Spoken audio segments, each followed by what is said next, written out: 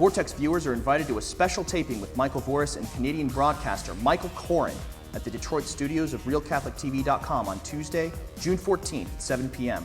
Michael Voris was a guest on Michael Koren's Canadian TV show a couple of months ago and has now authored a provocative book entitled Why Catholics Are Right. So join the two Michaels right here in our studio for what is sure to be a spirited and lively taping, as well as book signing opportunity. For further details, click on the link.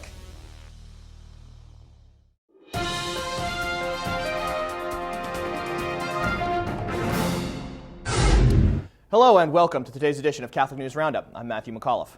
Before we get into today's news, just another quick reminder that we now have a resource page attached to RealCatholicTV.com containing additional news stories and other resources from our stories right here, as well as commentary on current events in Catholic culture happening all around the world.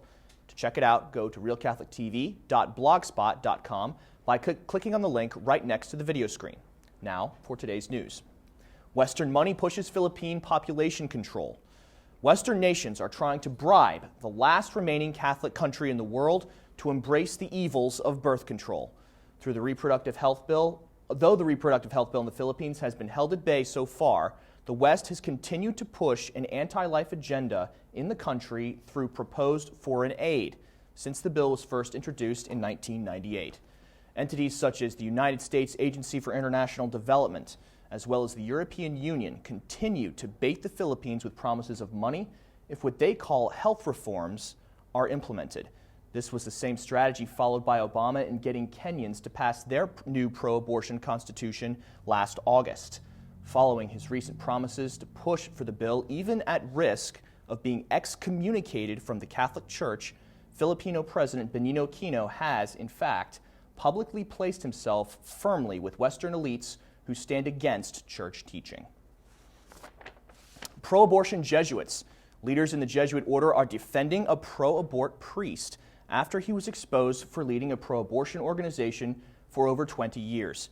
Despite being condemned by undeniable facts and denounced by Mexican and Canadian bishops, Jesuit provincial leaders in those countries have defended Father Pablo Jose Arriaga and his organization, the Miguel Agustin Pro Juarez Center for Human Rights, or the PRODH, in a letter as commendable and in line with church teaching. The letter calls the PRODH a, quote, constant engagement in favor of the right to life of all, saying that Father Arriaga has an excellent reputation and that his expertise is recognized by the church in Mexico. LifeSite News says the Cardinal Archbishop of Mexico City replied to the Jesuits' letter, openly denouncing PRODH and all that it stands for, while the Jesuits defending Arriaga refuse any proposed interview to discuss evidence against the organization. To read the whole article, visit our resource page by clicking on the link right over here. Catholicism in Ireland ailing. The Archbishop of Dublin has proclaimed that Ireland is not the bastion of Catholicism it used to be. The Archbishop pointed out in a speech to international delegates that parishes in Dublin only carry a 2 to 5% Sunday Mass attendance of the entire Catholic population, and in some cases even below 2%. The Archbishop also lamented that there will be no priestly ordinations in his archdiocese this year because the youth drift away from the church at an early age. Though these statistics are slightly lower than the other dioceses throughout Ireland, the faithful continue to dwindle in numbers across the country. Stay with us. We'll be back in just a few seconds. Catholic News Roundup is brought to you in part by NewOxfordReview.org, the voice of Catholic Orthodoxy, in print and on the web, and RenewAmerica.com, expanding the influence of America's grassroots in the cause of freedom.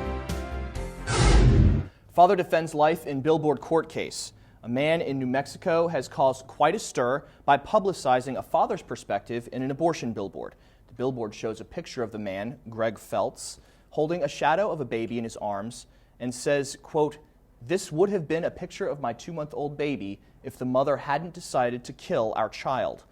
End quote. The mother of Feltz's aborted child is suing him, claiming violation of her privacy rights, while Feltz's attorney identifies the information as true and therefore protected speech. The billboard was sponsored by several pro-life organizations and points out the anguish abortion brings to fathers of the unborn as well as mothers. Ordinariate efforts pay off in Maryland. Following their bishop's endorsement of same-sex marriage and other controversial issues, St. Luke's Episcopalian Parish in Maryland is choosing to embrace the Catholic faith. Reverend Mark Lewis, who is bringing the parish into the fold, challenged the integrity of the Episcopal bishop, asking, quote, "Who speaks for the Church? Where is the teaching authority of the Church on matters of faith and morals to be found?" In what is being labeled by some as a condescending comment, the Episcopalian bishop says, quote, "Christians move from one church to another with far greater frequency than in the past, sometimes as individuals, sometimes as groups," end quote. Cardinal Donald Wuerl of the Archdiocese of Washington has been tasked with creating Anglican ordinariates in America similar to the extremely successful effort in England, and several parishes have already expressed interest. I'm Matthew McAuliffe. Thanks for tuning in. Be sure and tune in tomorrow for your daily dose of Catholic News Roundup right here on RealCatholicTV.com.